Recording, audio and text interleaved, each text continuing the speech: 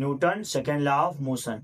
क्या होता है? The rate of change of momentum of an object is equal to external force.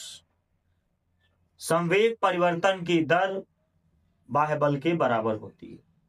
इसी से आगे चल के हमको मिलता है F is equal to M A, force is equal to mass into acceleration. आइए देखते हैं न्यूटन का गतिविषयक द्वितीय नियम, Newton second law of motion. The rate of change of momentum of an object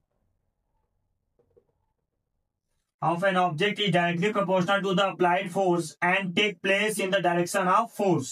किसी वस्तु का संवेग जिस दर से बदलता है वह उस पर लगने वाले बल के समानुपाती और परिवर्तन बल की दिशा में होता है।